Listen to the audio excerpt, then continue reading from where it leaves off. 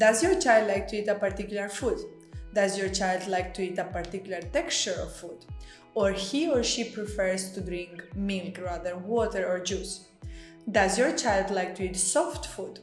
Are you a mom or dad who are spending hours in the kitchen and nothing is working?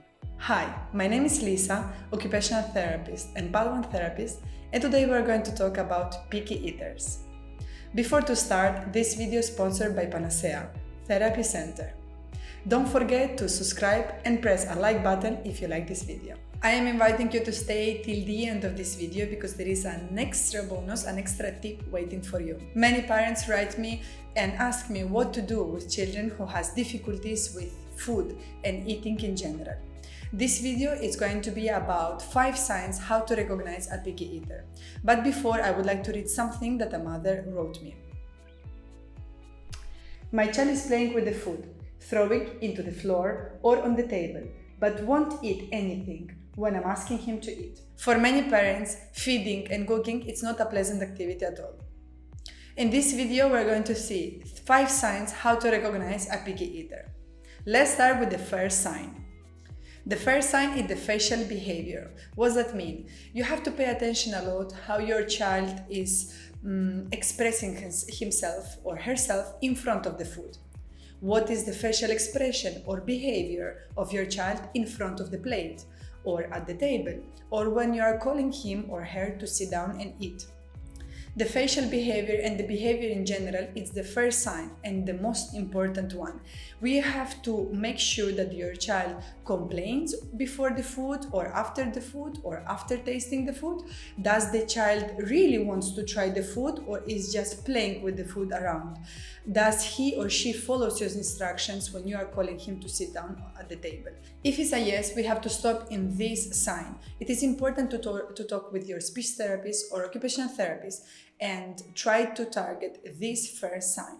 The second sign. In this second sign, we are going to check the relationship between your child and the food. What does that mean? It's very important to observe if the child gags or vomits or has vomit reflex during the food. For example, you're preparing a new meal and you want your child to taste it or to try it. And when the child is putting the food, you can see that he has actually the intention to vomit or gag. Sometimes therapists or parents try to trick the child by putting new ingredients in their food, even though they are thinking that he will not or she will not notice it. Picky eaters are very extremely sensitive to new ingredients and what they like and what they don't like. In this occasion, I will suggest you to contact your speech therapist or occupational therapist to see how is the best way to target the introduction of new textures or new food. Third sign. In this third sign, we have to make sure that your child eats typically. So what does that mean? If your child is accumulating a lot of food in his or her mouth, if he's eating or she's eating super fast and everything is stuck in the mouth and then it has difficulties to swallow or to chew, or if the child is playing randomly with the food inside of the mouth and then you throw it out, etc. So it's very important to check if this is happening to your child. Fourth sign. In this sign, we have to make sure that your child is eating typically. This we were mentioning in the third sign. And what does that mean? First, you have to make sure if your child is eating with the hands. Does he or she prefers to eat with the hands or cutlery? And then how she or he eats.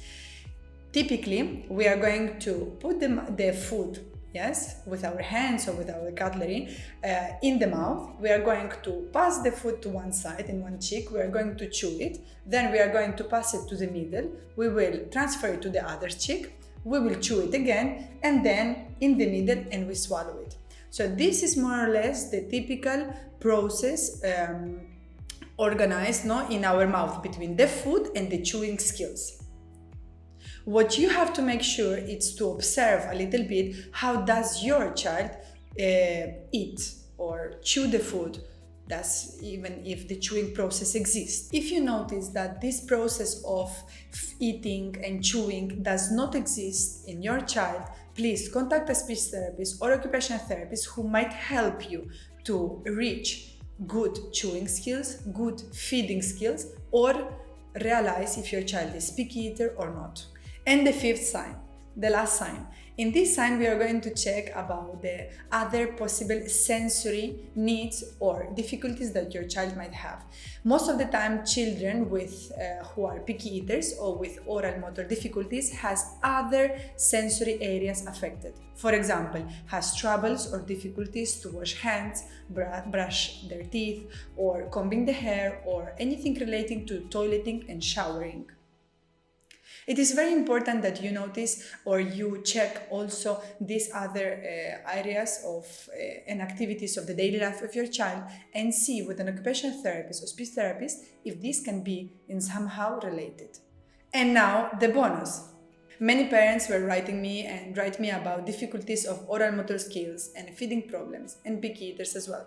So I created a test especially for picky eaters.